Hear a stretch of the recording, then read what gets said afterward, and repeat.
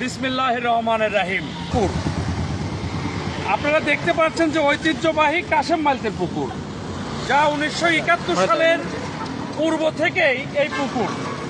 এটা পাবনা শহরের একটি ঐতিহ্যবাহী পুকুর। এখানে বিভিন্ন এলাকার মানুষ এই যে গরমে অত্যাধিক তাপদাহ, যখন মানুষের পানির অভাব, পানির জন্য মানুষ ছটফট করছে, পানির লেয়ার কমে গিয়েছে, তাপদাহ বইছে, দাবানল বইছে, 43 ডিগ্রি আছে, আপনার গরম পড়ছে। আমিও গরমের মধ্যে এখানে দাঁড়িয়ে আছি।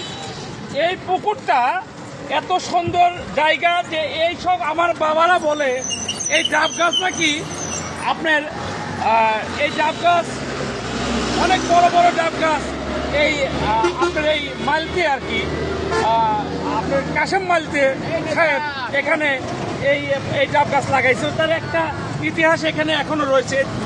এখানে আমি এখানে এলজিডি দেখতে পাচ্ছেন।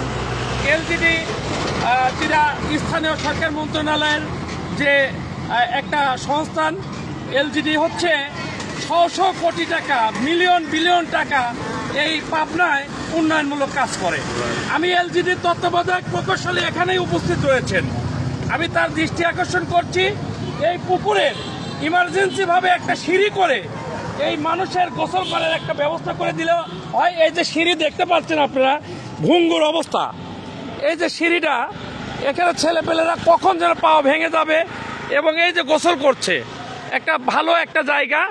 এই জায়গাটা এখানে এই যে পানি উন্নয়ন বোর্ড, এখানে র্যাবের অফিসার, আর্মির অফিসাররা এসে থাকে।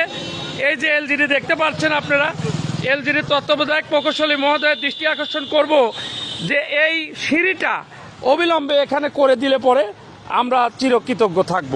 আমি সবার সুস্বাস্থ্য মঙ্গল কামনা করে শেষ করছি। আসসালামু আলাইকুম ওয়া রাহমাতুল্লাহ। আপনারা কি এখানে পুকুরতে সিঁড়ি চান নাকি? আপনি বলেন, আপনি বলেন।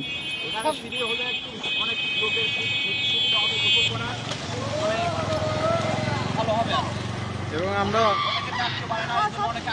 আমরা খুব খুশি হব। আপনি কি এখানে সিঁড়ি চান? জি, এখানে সিঁড়ি চান না? আপনি সিঁড়ি চান এখানে? এখানে সিঁড়ি হলে আমার গোসল টোসল করা ভালো হবে। এখানে তো অফিসার র্যাঙ্কের লোকজন এসে গোসল করে। জি, সবাই গোসল করে। আপনার এখানে কি সিঁড়ি হলে ভালো হয় না? সিঁড়ি হলে ভালো হয় ভাই, সিঁড়ি আমার হলে ভালো। তো ঠিক আছে, সবাইকে সালাম। হ্যাঁ, তুমি কিছু বলবা? কিছু বলবা? ঠিক আছে। শহরের প্রাণকেন্দ্রে এই পুকুরটা অবহেলিত করে আছে। এখানে অনেক মানুষ